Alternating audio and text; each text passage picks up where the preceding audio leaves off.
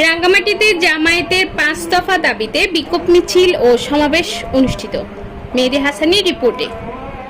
জাতীয় সনদের ভিত্তিতে অবাধ ও নিরপেক্ষ নির্বাচন সহ ৫ দফা দাবিতে রাঙ্গামাটিতে বাংলাদেশ জামায়াতে ইসলামী জেলা শাখার উদ্যোগে বিক্ষোভ মিছিল ও সমাবেশ হয়েছে। রবিবার বিকেলে আলামিন মাদ্রাসা প্রাঙ্গণ থেকে মিছিলটি শুরু হয়ে বনরূপা সিএনজি স্টেশনে সমাবেশে মিলিত হয়। উক্ত অনুষ্ঠানে সভাপতিত্ব করেন বাংলাদেশ জামায়াত ইসলামীর রাঙ্গামাটি পৌরসভা আমির মোহাম্মদ মাইনুদ্দিন এবং পরিচালনা করেন পৌরসভা জামায়াতের অ্যাসিস্ট্যান্ট সেক্রেটারি অ্যাডভোকেট মোহাম্মদ রহমতুল্লাহ।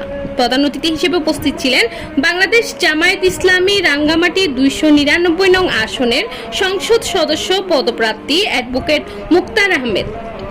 বিশেষ অতিথি হিসেবে উপস্থিত ছিলেন রাঙ্গামাটি জেলা জামায়াতের নায়েবে আমির মাওলানা জাহাঙ্গীর আলম।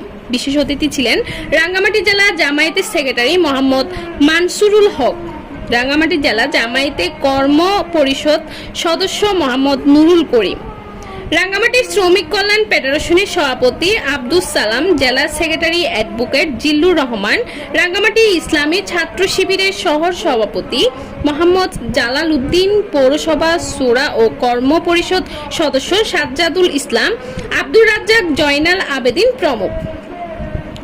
মিছিলে বিপুল সংখ্যক নেতাকর্মী অংশ নিয়ে নির্বাচনকালীন নিরপেক্ষ সরকার, গণতন্ত্র পুনরুদ্ধার ও নেতাকর্মীদের মুক্তির দাবিতে স্লোগান দেন। সমাবেশে প্রধান বক্তারা বলেন, দেশকে সংকট থেকে রক্ষায় নিরপেক্ষ সরকারের অধীনে নির্বাচনের বিকল্প নেই। তারা দাবি আদায়ে শান্তিপূর্ণ আন্দোলন অব্যাহত রাখার ঘোষণা দেন।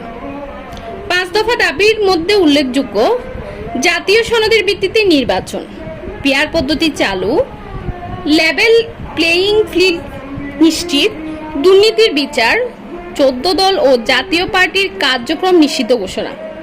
সমাবেশে রাঙ্গামাটির বিভিন্ন উপজেলা থেকে আগত নেতাকর্মীরা অংশ নেন।